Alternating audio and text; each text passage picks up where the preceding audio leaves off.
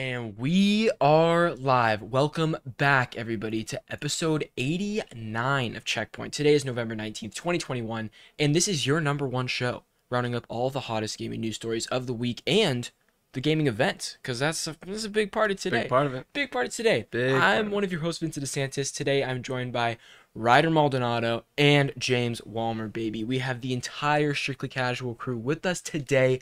Audio listeners, thank you for listening. You can find us on YouTube, and if you're on YouTube, you can find us on audio platforms, right back and forth. Hit us with a rating and a sub on both. It would be greatly appreciated. Today, we are talking about Halo Infinite's surprise drop. We got Activision Blizzard stuff that is really shitty that we got to talk about, and we got a lot of Game Awards predictions and just nominees and all that kind of stuff. So, James, how you doing today? What you been playing? You know what? Today's a great day. It's a Friday. It's the end of the week. Normally, it's my day off, but I got to work for like 5 hours today. But you know what? That's okay, because last night, I just dove into Forza Horizon. Yeah, you did. I played like the first hour and a half. I told myself I was going to go to bed early. Dude, it took me like an hour to get all the drivers figured out, because every time I tried to boot up Forza Horizon, it was like, oh, your drivers aren't updated.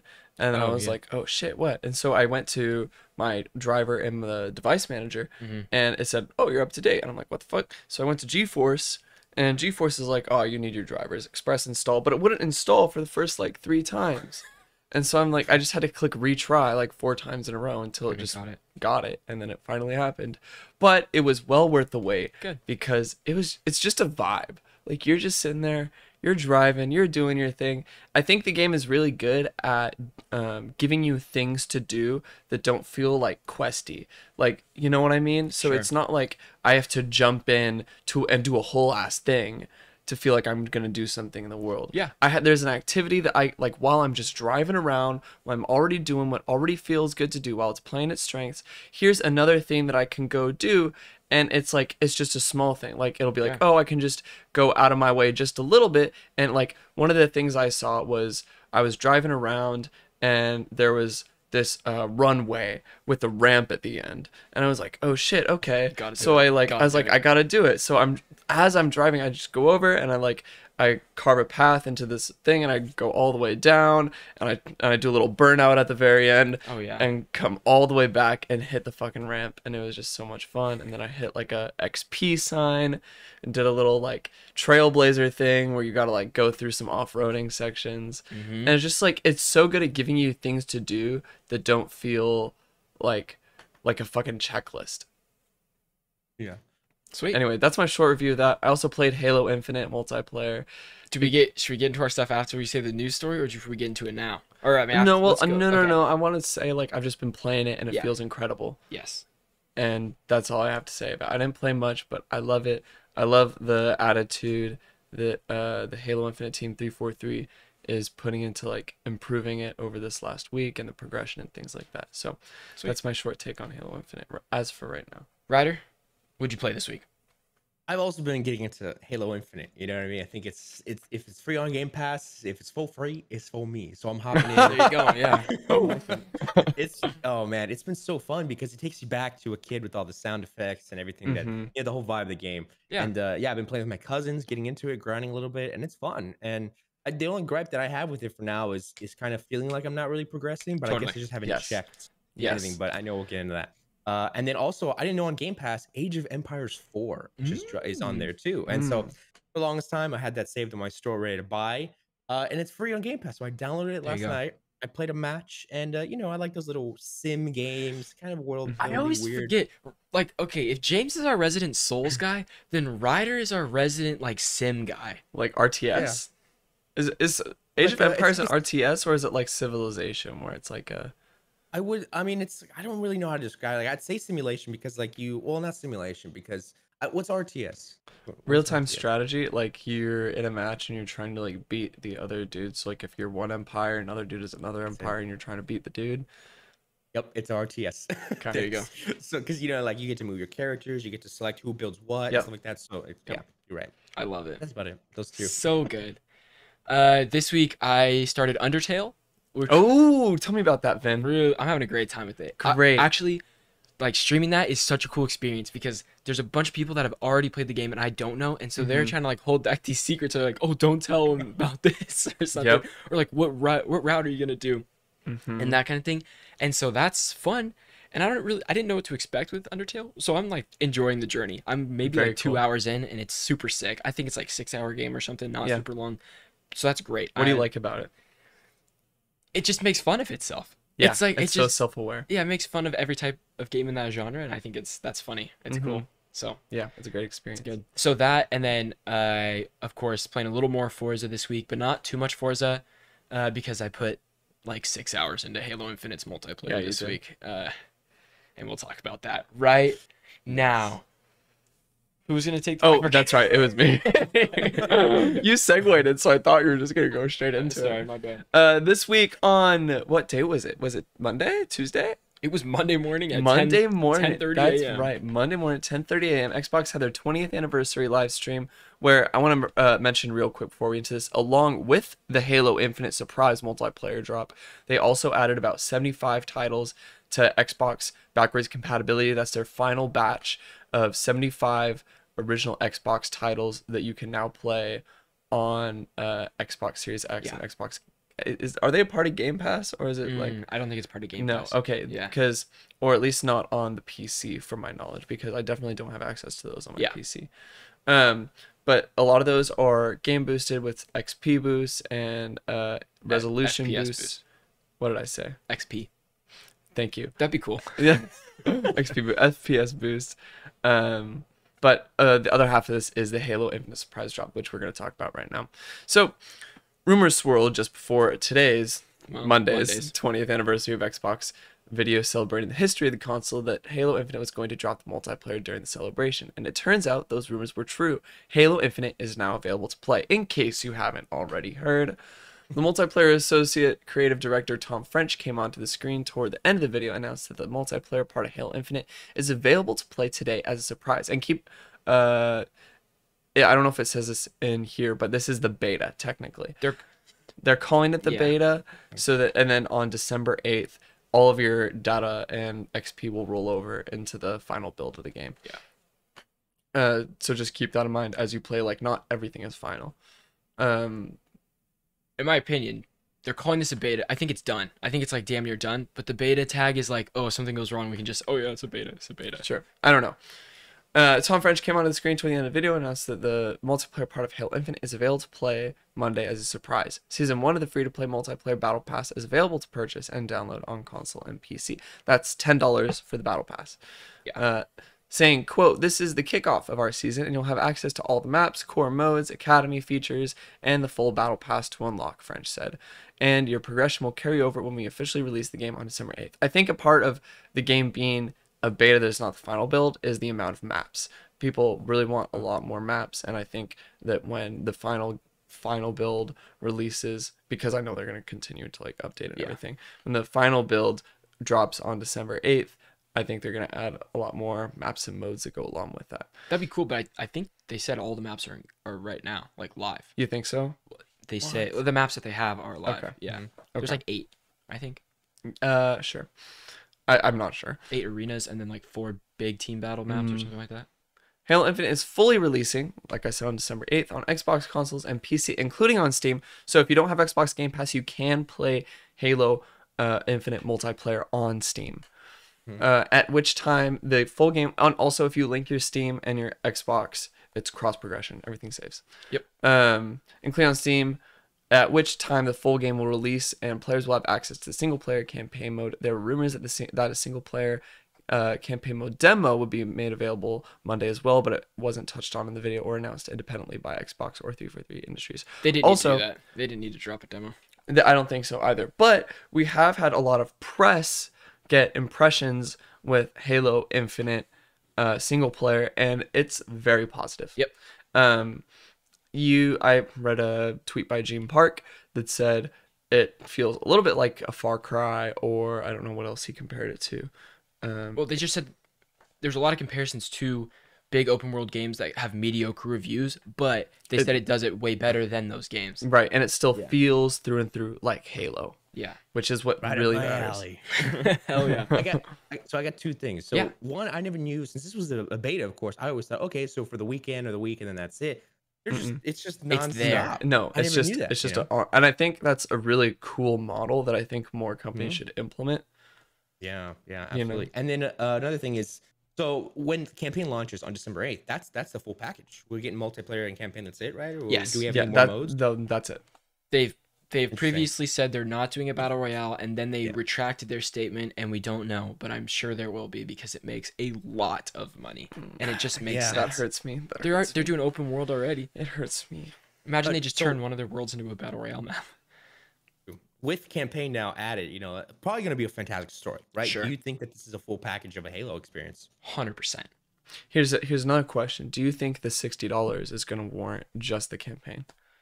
Oh, true. Here's the thing. I think we are going to see the multiplayer players that are only here for multiplayer. They'll buy each battle pass, but won't even touch the campaign. I think the campaign will be 70% played by Game Pass players. Like, I think it'll be huge on Game Pass, and it'll still sell well. It's a huge AAA game, but I don't think it's going to be near as many people would buy it for both. You know, Finn, if they come out with that Halo Infinite Steelbook, you bet your ass I'm going to buy it. Oh, it's already ready for pre-order.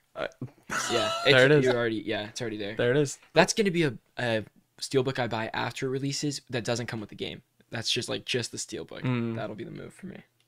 Wow, so campaign's going to Game Pass. Yes, that's crazy. The whole game is free for. Yep. I like that model. I like that model. Another thing they Game said Pass is great.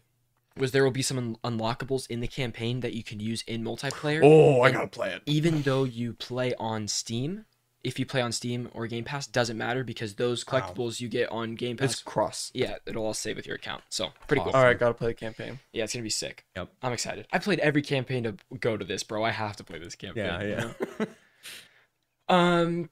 Yeah. I don't know any more multiplayer impressions that you guys have because I am having such a good time. I think one of the best parts of it is the sound design. Oh, every gun feels and sounds incredible. The movement feels good. I think the time to kill is really good. It's the typical long time to kill for a Halo title. So, I mean, there's nothing I don't like about it. Yeah. Cool. Ryder? Yeah, I saw a lot of, I saw some gripes with it about talking about Halo. Some people, and their complaints are what a Halo game has always been. You know what I mean? So I think if you go into Halo expecting something like Call of Duty or Apex, you're going to get disappointed because Halo is its own thing. It's the way it shoots, beast. the way it feels, like you said, timing, music, it's its own thing. And that's what's great about it. I enjoy it. The gunplay especially. Cool. And it feels great coming off of Splitgate, jumping into this. Yeah. Because Halo Infinite is better, but Splitgate got me ready. I'm like, okay, here's this arena, and it's a little bit longer of a time to kill and stuff like that. It's very similar game mode styles and stuff, and so that was pretty cool. I don't know. Yeah, Splitgate was I just want to play Halo. Yeah, I think everybody felt that, which is sad for the people that developed Splitgate, but well, they knew what they were doing. Oh, yeah, absolutely. They knew exactly. They're ex-Halo competitive players that made it. Yeah. It's just two dudes. Yeah. So, I don't know. Wow. Pretty awesome. Unfortunately, we have to move on to a little bit more of a somber topic. Yeah, this is not heavy. fun to talk about, but we have to. It's one of those ones we have to. Activision Blizzard workers walk out and demand CEO Bobby Kotick's resignation. This comes from Engadget. Employees at Activision Blizzard are calling out for the resignation of CEO Bobby Kotick following new revelations into the role he may have played in creating the toxic workplace culture that has mired the company in controversy. On Tuesday, the Wall Street Journal published a comprehensive report on Kotick's handling of the sexual harassment lawsuit California's Department of Fair Employment and Housing filed against the publisher in July. In short, the outlet claims Kotick not only knew about many of the worst instances of abuse at the company, but in some cases, he may have also acted to protect the employees accused of harassment, which is the worst part of it all. Quote, "We have instituted our own zero tolerance policy," Activision Blizzard employee advocacy group A Better ABK said on Twitter after the report came out. Quote, "We will not be silenced under Bobby Kotick until Bobby Kotick has been replaced as CEO and continue to hold our original demand for third-party review by an employee-chosen source. The group plans to stage a walkout. Today, 2 days ago, there was a walkout." This is where it gets kind of even more shitty. The report also provides insight into the recent departure of Jennifer O'Neill 1 month after her appointment. Blizzard's first female leader reportedly sent an email to the company's legal team in which she said she wasn't convinced Activision Blizzard would turn its culture around. Referencing a moment earlier in her career at the company, she says in the email, quote, "I have been tokenized, marginalized, and discriminated against." This is the worst of it all. Elsewhere, the report describes an episode involving Dan Bunting, one of the heads of Activision Treyarch Studio. In 2017, Bunting was reportedly accused of sexual harassing a female employee. Following an internal investigation, Activision's HR department recommended he be fired, but Kotick reportedly intervened to keep him at the company. Damn. There's a couple more, like, this is a long article too. I just picked a couple pieces. There's a lot more evidence that Kotick's in just not doing some great stuff, and it makes sense people are against this. I don't know. This is still in the news. We've been talking about this 10 episodes now, I feel like. Just to add on to this, the head of Xbox, Phil Spencer, said that he's... I think you should like read that next point though. Okay, amid the unrest at Activision Blizzard, Kotick has presented himself as an ally of the studio's employees. Quote, "Our initial responses to the issues we faced together and to your concerns were frankly quite tone deaf," he said in an email he sent after the Townsend message. In that same message, he claimed he would take swift action to create a safe and inclusive working environment, which it doesn't make sense. He's the one that they're against, and he's the one sending that out. Wow. But yeah, anyways, Phil Spencer said that he's just looking at Xbox's relationship with Activision, because right now they have all those deals. And then Jim Ryan, the head of PlayStation, also came out and said that they're doing the same, like backing up Phil Spencer, because Phil's like leading that charge. Based. What a king. Yeah. What Based a king. Phil. And we'll see. But it's been 3 days now of this, and he hasn't been kicked out or resigned yet. It's ass. He sounds like he's pushing forward to this. That's wild.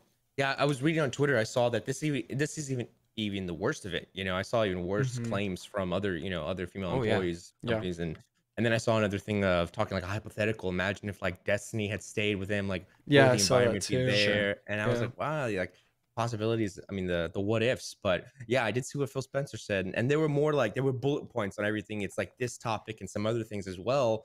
That he's just like he's leading the company right, and I think that. That's someone to like look up to like other company heads follow what he's doing and you know get this situated, get this fixed right. Man. For real. Might have to mess around buying Xbox just to support Phil. You're in luck. Their Series S's are on Best Buy right now. Holy shit! For Black Friday all week. They're just every day they're dropping them. Oh, but they're not like discounted. They're just they're just available in stock. Gotcha.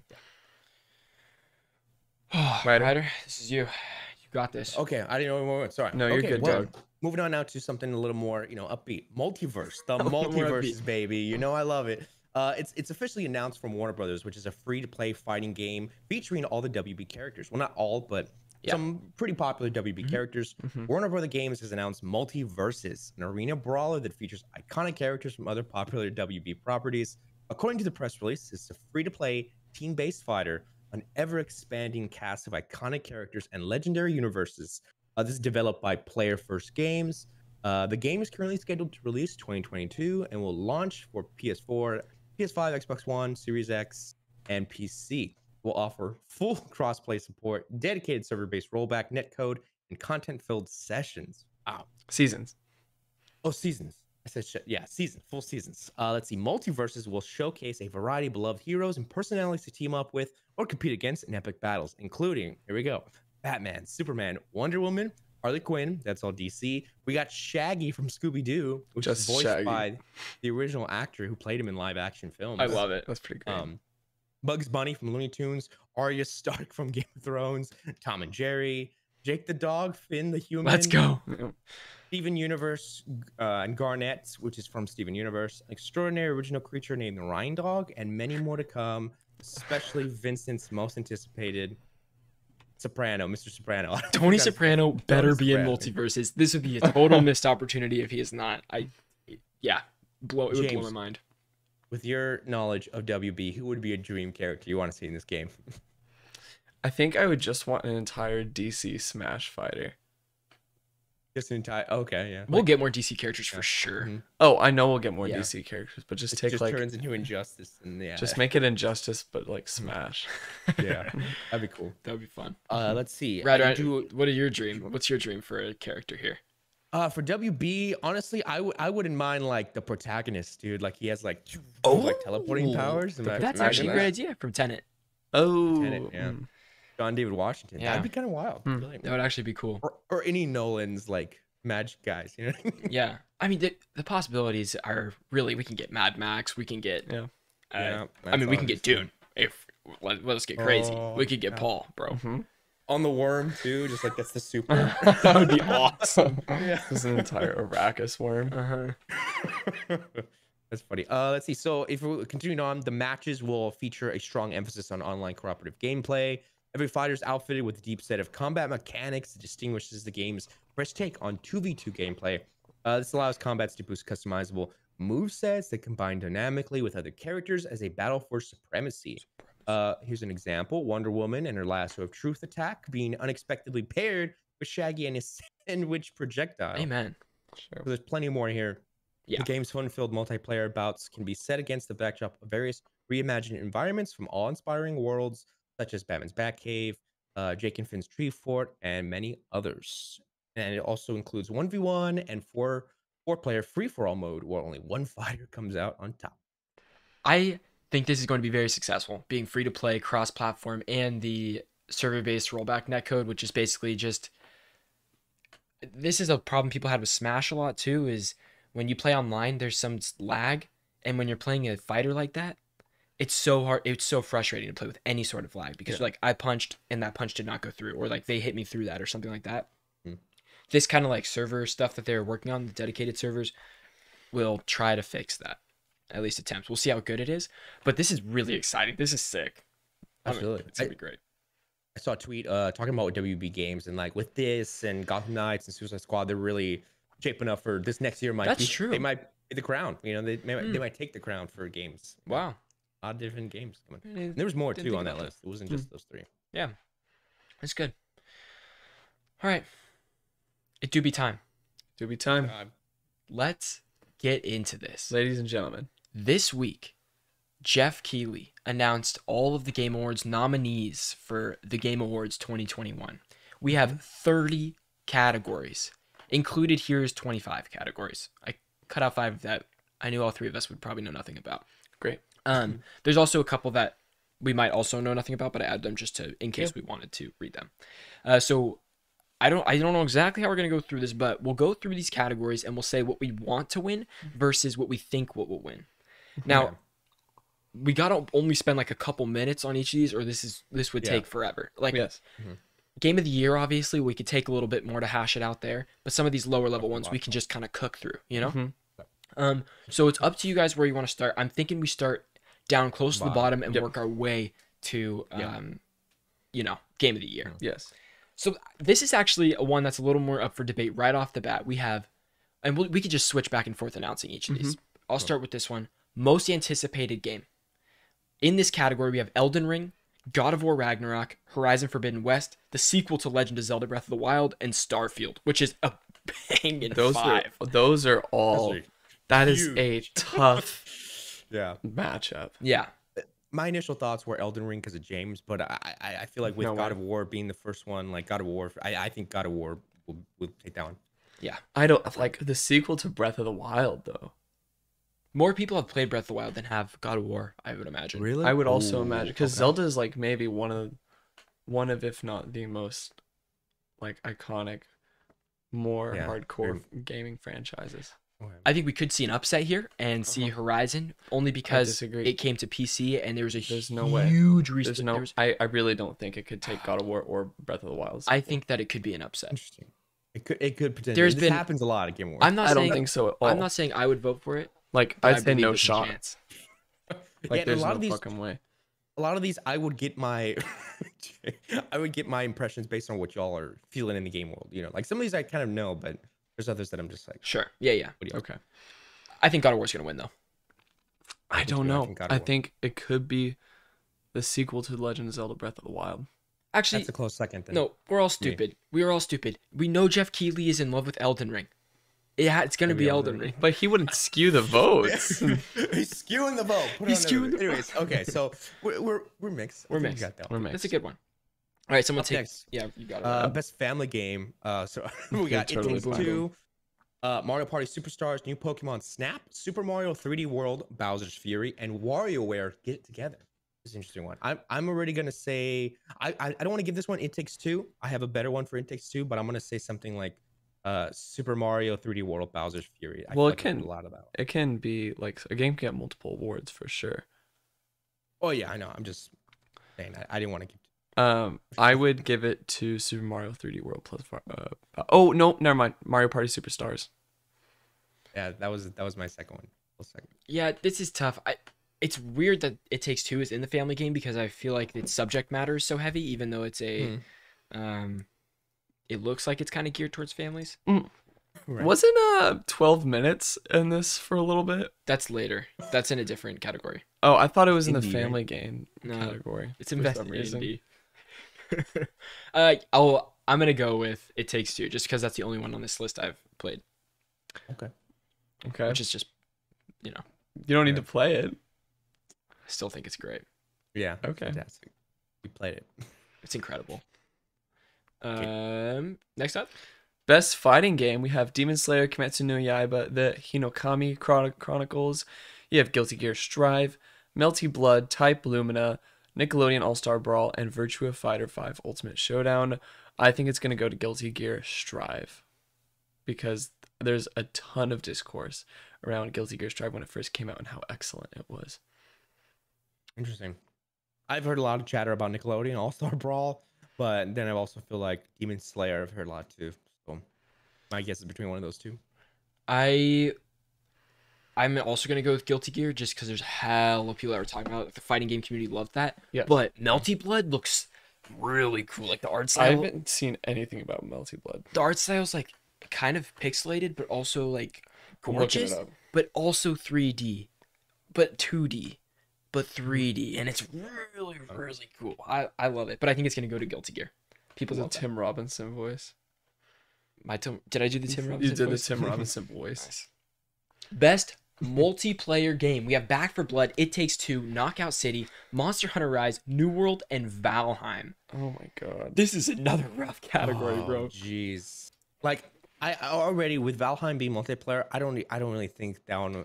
But there's Sure. another category that I know I would think takes it. But Okay.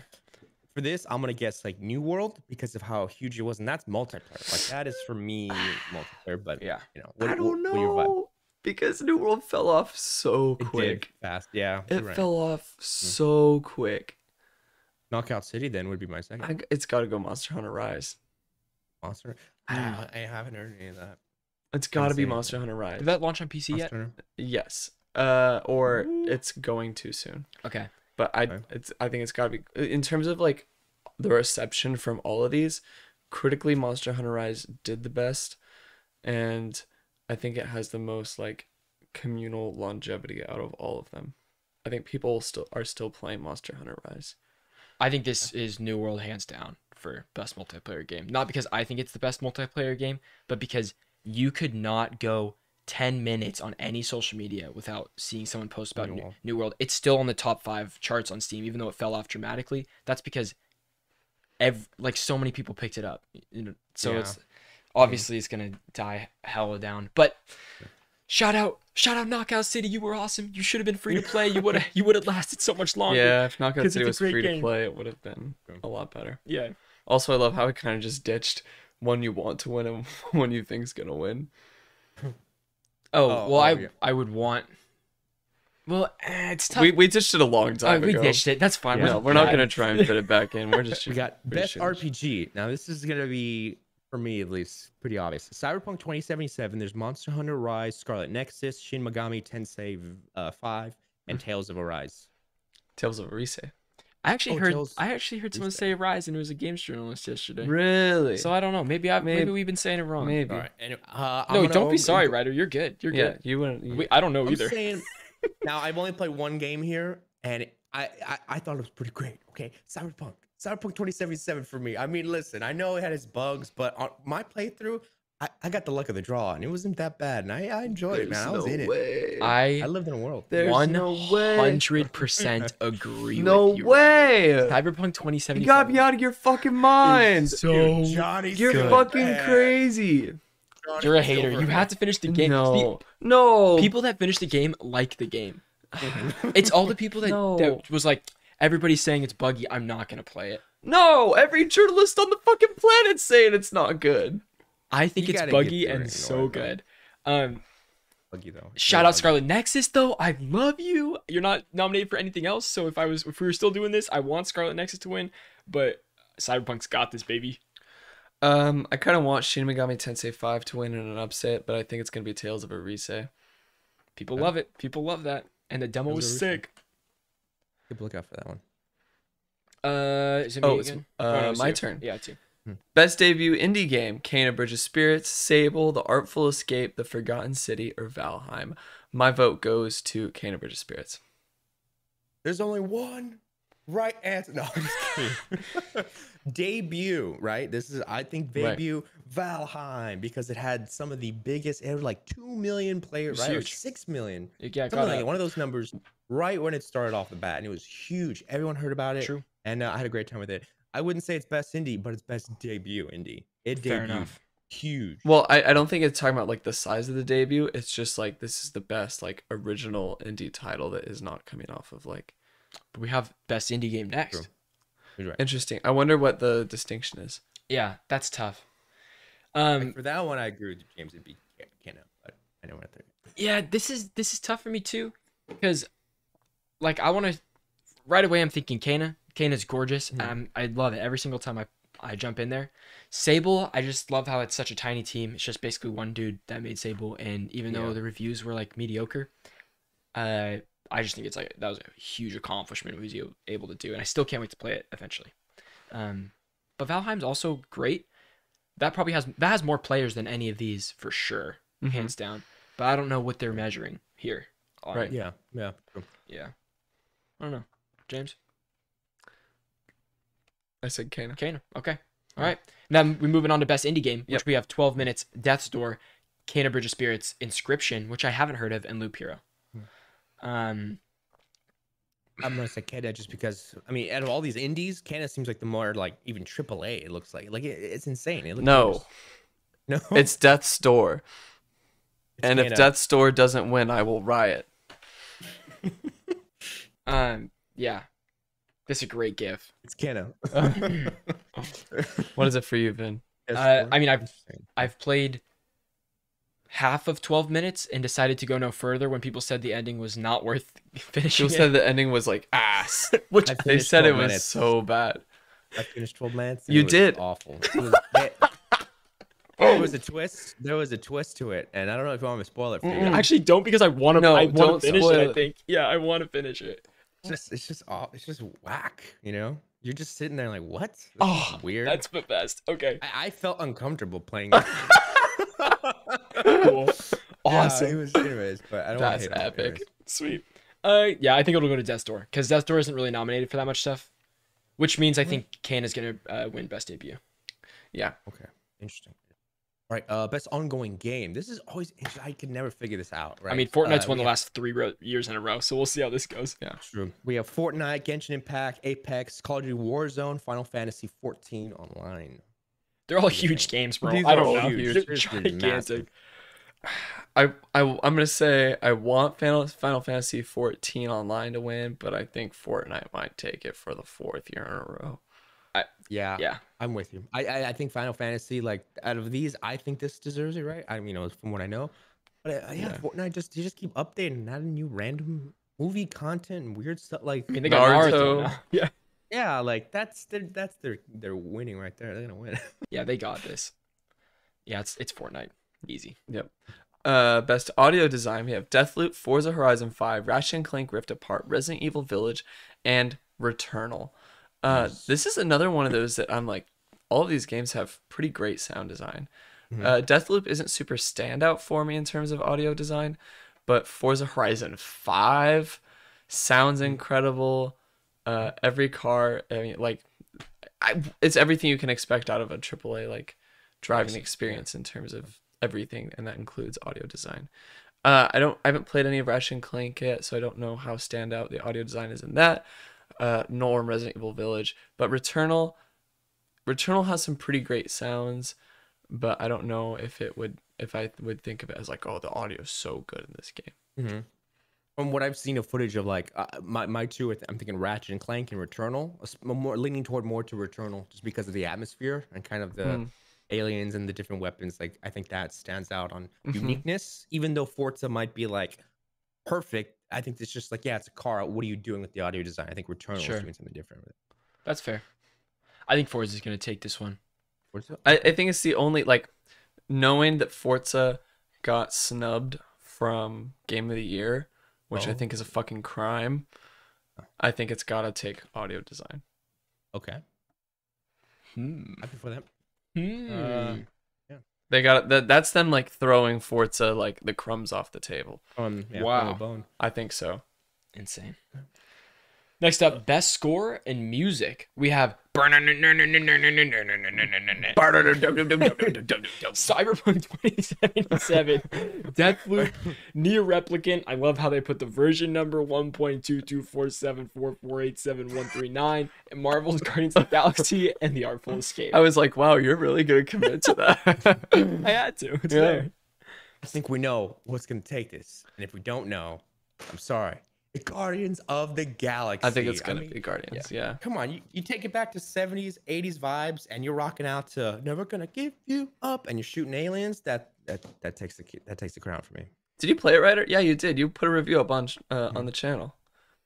Well, I don't think I reviewed it, but I did beat the whole thing. Hell yeah. Yeah, that's sick. It's on Black Friday sale, and I'm picking it up today. How deep of a sale is it? 40? Half. It's 29. It's so worth it. And the steelbook, full game, 35. Let's get crazy, baby. 35. But you have to. There's no shipping. I gotta drive to Best Buy to get it. I'm going. I don't fucking care. I'm going today. You're going today? Yeah. I'll go with you. Can you wait till I'm done with work? 100%. Yeah. Oh, we gotta. Sorry. I'm sorry.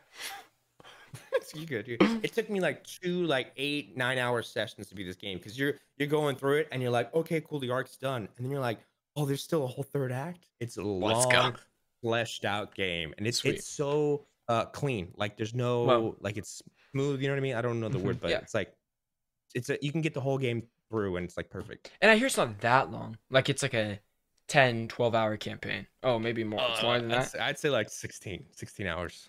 Exactly. Like 16. I timed it too. Ryder's like, yeah, I played it 16 hours straight. I know exactly how long. It's like I did not stop till the credits roll. It was 8, and then I look. It was the next day. 16 hours later. Yeah. I mean, I haven't played any of these except for Deathloop and Cyberpunk, and Deathloop's music is cool, but I actually found it annoying after 10 hours. Like, especially going through, you're hearing the same thing over and over and over, and I was like, I'm kind of over it. So I don't think that's gonna work. Because you're in a loop. Because you're, but I think I was over the game. Yeah. Like when I was trying to go for the platinum, I hit a point where like I've literally done everything, and now I'm just doing things just to get a trophy, which I ruined it for myself. But it's a loop of death. Dude, I saw a deal for Deathloop for like $25-$35, and I was like, damn, feels bad. Feels bad. I got my money's worth in that game though. I really did. I think I gotta go back to get my money's worth. I still want to beat it really bad. It's a good story. I like it. Am I up next? Ryder's up next. Okay, sorry. Best art direction: Deathloop, Kenna, Psychonauts 2, Ratchet and Clank, Rift Apart, and The Artful Escape. This is tough because this is so initially tough. I'm gonna say Psychonauts 2 is also nominated for Game of the Year, and I don't think it's gonna win Game of the Year, and so this would be something that it might take. But The Artful Escape is really, really cool looking when it comes to art. So I need to look this up. That might be the go-to there. I'm looking up The Artful Escape because I can't. Yeah, if it's art, oh yeah, it might be that one. Oh man, that looks really nice. It's sick. It's really cool. Yeah. Oh, this is really cool. I'll put my money on Artful Escape then, because like you said, with Kenna's gonna be best indie, and then I think best debut is Valheim, and then so for this it could be Artful Escape. But like you said with Psychonauts, can they just like leave something out if it's still good? I mean, yeah, you can nominate and not win anything. People love Psychonauts though. People love Psychonauts. It could also go like just the Ratchet and Clank is so polished. Yeah, I wouldn't be surprised if Ratchet and Clank wins. I'm trying to look at the other ones, but like Ratchet and Clank could win, and I'd be like, yeah, that's right, sure. I don't know. I don't think I could give an answer for this one. James, you should start Ratchet and Clank today. I want to play more Forza. Fair enough. Fair enough. I understand. But once you feel that DualSense, even the first 10 minutes, you're like, you're hooked. You're Dude, like, your okay, hands are in. I need to go back to Forza just for a second. All right, well, all right. So just for a second, because I can't shut the fuck up about this game. Gotta get that feel, man. Yeah. Sure. I noticed for the minute I jump in, I'm like the rumble on the Xbox controller. I'm like, damn, I miss my DualSense. Wow. Yeah. Whoa. Those are fighting words right there. First world things. I miss my DualSense. But I like the Xbox's rumble though. It's very different than the PlayStation's rumble. It's just rumble. Yeah. It's just rumble packs. That's you. Yes. I lost my place for a second. Best narrative. Deathloop, It Takes Two, Life is Strange, True Colors, Marvel's Guardians of the Galaxy, and Psychonauts 2. I think it's gonna go to Life is Strange, True Colors. Agreed. Ryder, you played Life is Strange Colors. Tell us why. I did. Life is Strange has always been important to me, and it was great because the story has plenty of twists. It's engaging. I think if you're sitting like, it's like, I don't know, someone could say, I could hear you say the story's mediocre, but if you really take the time to get into it, I think it's a fleshed out, like, deep story. You know what I mean? There's a lot to it, and it's about recovery and forgiveness and anger, and it's like, oh, because it's emotions. You know, that's the game mechanic of emotions. Yeah. So it really plays in the story, and you're just like, oh man, it takes you for a ride. Sick. Yeah. Very cool. I'm also probably gonna say Life is Strange because Deathloop is okay, but I haven't played Guardians or Psychonauts, so I don't know. Yeah, Guardians of the Galaxy apparently has a really good story, and just the characters are really great to interact with. On an emotional level, there are some emotional moments in Guardians like that really hit. Yeah. And they hit their beats, but I wouldn't say that they're as strong as Life is Strange. Cool. Sweet. Life is Strange then. Great. Finn. Best game direction. We have Deathloop, It Takes Two, Returnal, Psychonauts 2, and Ratchet & Clank Rift Apart. I never know what this award really means. This is the director. This is best director. Oh, straight up. Got you. It Takes Two, baby. I love that guy. Joseph Fares. Joseph Fares, yes. He says, this isn't the Oscars, right? He said, fuck the Oscars. Oh my god. I'm gonna say Ratchet & Clank though. For game direction. I think I'm also going to say Ratchet & Clank. Okay. I said Joseph Fares, just for fun, just to see if you know. Yeah. I think all of the is Tim Schafer the director on Psychonauts 2? I don't know. I'd have to look. I could see him getting it too. I don't know. I guess I gotta play Psychonauts 2 because it's nominated for so many things, but I really don't know where it fits because I haven't played it. It is on Game Pass. I gotta play it. He wrote it. Oh, he wrote it. Got you. Oh, and he directed. Yeah, Project Lead. People fucking love Tim Schafer, so I could see that happening. I think a lot of it is just nothing about Psychonauts 2 looks like it's for me, but everybody says it's so good. So like I want to at least try. I'm right there with you. It's the final one, Ryder. This is you. This is you. Ladies and gentlemen, Game of the Year. Okay, here we go. Deathloop, It Takes Two, Metroid Dread, Psychonauts 2, Ratchet & Clank Rift Apart, and Resident Evil Village. Where to start? Where to start? Right off the bat, I think I want Metroid Dread to win, because that would be the Rookie of the Year, sort of. Yeah. Like, it's interesting because Metroid Dread, as much as not a Rookie of the Year, it is a Rookie of the Year because Metroid's been a franchise that's been around for like 25 years. But because it doesn't sell nearly as well as any of the other games, I would bet to say on this list, I really want Metroid Dread to win, especially because I think it has the chops to win too. But will it? I think Ratchet & Clank Rift Apart might take Game of the Year. Yeah. You guys go. For me, I think it's Ratchet & Clank Rift Apart. Not only like personally, but I think it's gorgeous. It's a good story. It's so much fun to play. It's like all around. Like I think everything is good about it. There's not like a really weak part that drags it down for me. It is the complete package of the game, and it is Game of the Year material. Yeah, but I've only played 3 of these on this list, so. Okay. I see It Takes Two, and I think for that one, I'm going to switch that one for multiplayer because it is a dual multiplayer game that I've never seen a game so creative with multiplayer. You guys have to work together the entire time. And so I would give that one for multiplayer game. It's so creative. But yeah, Metroid Dread, I feel like might take it. You know what I mean? Just because, underdog, rookie of the year. But I also really want. I mean, Village was cool, but I don't really think it has the chops to be game of the year. So Ratchet and Clank seems like my obvious. Here's what's funny about all this. That it's interesting. The games industry, there are so many games that come out. And yes, these are, let's say, the highest rated games, maybe the most, I don't know if the most played, but like the most critically acclaimed games of the year. Yeah. Yeah.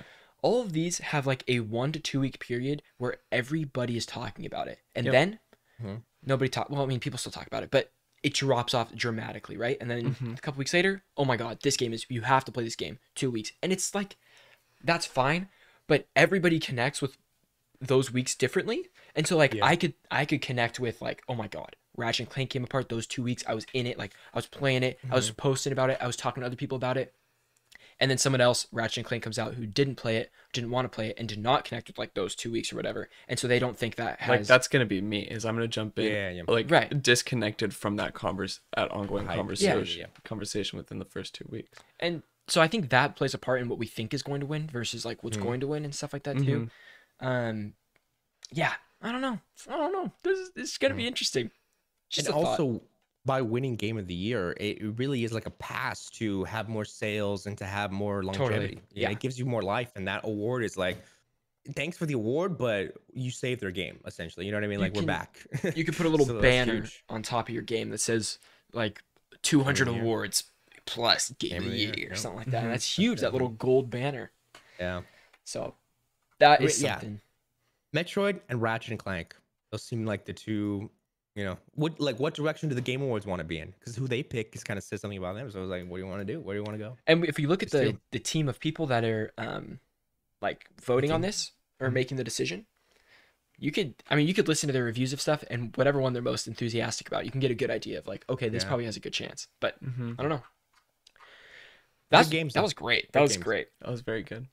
We are now down to random fun stuff, which we have 5 quick bullet points. We'll just go around a circle. James, start us off with the first bullet point. Saints Row delayed from February to August of 2022. Sifu has moved up 2 weeks and is now launching February 2nd. Rumors say Spider-Man is coming to Fortnite alongside the release of No Way Home. Xbox adds 70 backwards compatible titles with auto HDR and FPS boost, not XP boost. Full list is on Microsoft website. And UK Call of Duty launch sales are down 40% this year, which is very significant. And that's across both digital and physical copies. And I have another thing to add on to random fun stuff. This is of today, an hour ago. Rockstar Games has released a blog post in which they apologize for the current state of the trilogy with a new update coming soon, more updates coming in the future, and classic PC versions will be added back to the Rockstar store. Nice. Also, if you've already purchased the definitive edition of the trilogy on PC, you'll get the classic PC versions at no additional cost through the Rockstar Games launcher. That's nice. Also, I think it's hilarious that Rockstar's lowest rated game was a surfing game they made, but now, and it had like a 30 on Metacritic, and now the trilogy is lower than that surfing game, which is hilarious. Wow. Interesting. And our final thing for this episode, we have a question of the week from Cheesy Plays, and he says, if there was a game you could have sat in the room with during development, what game would it have been? I should have asked you guys this question so you could think about it earlier, because I always find myself thinking, oh, hit me. What do you got? Yeah. So the first one would probably be Last of Us Part 2. To hear like the stress and the pressure. And then second would probably be Guardians of the Galaxy, because I want to know like what kind of Easter eggs you guys putting in. What's the conversation with Marvel? Like how strong is it, or is it just like solo? Stuff like that. I think for me, I also have 2 at the top of my mind. First one is Elder Scrolls V Skyrim, because that game kind of like revolutionized open world games, and so I would love to have been in the meeting with Todd Howard and the other like directors that are like pitching these ideas and are really kind of like formulating like, oh, what if we had this, or like what if we made it so that the player could do this or felt like this. And the other one I totally forgot. I'm gonna play. I remember it. Is the original Destiny. Yeah, that would be really awesome. Yeah. I'm going to play a madman, and I want to be in the office of Cyberpunk 2077. Oh, that's the right answer. Because I want to see what people were like. What is morale like? I know some people really believes in that game. What did the higher ups think? What did the meetings look like in that game? Like, why did they decide to launch? So much. There's so much. I'm gonna ride the coattails of that for Grand Theft Auto Remastered Trilogy. Oh my gosh. No, we know that though. That was just a cash grab, baby. Yeah, but like I want to hear the arguments and the Yeah. That's hilarious. And then I'll ride on the coattails of that and say, what was it like opening day of Fallout 76? And what was everyone talking about? Like, it's launching with so many We are all masochists. Yeah. We all want pain. We all want pain. Oh my god. Guys, that was an incredible episode 89. I had such a fun time today. I think this is one of the top 5 easily episodes of Checkpoint that we've done. I really had a great time today. So that was incredible. Again, check us out on audio platforms. If you haven't, please sub on audio platforms, leave a review, all that kind of stuff. Really helps us out a lot. Thank you for joining us. James, Ryder, I had such a great time today. Any closing words before we send it off? I'm excited for the Game Awards. Going on the new reveals. Me too, baby. Yep. Send me my invite. Everybody Jeff pray. Keighley. Everybody pray that we can go. Please. Want to go. Prayers up. Want to go. All right, guys. We will see you next week for episode 90. Peace out.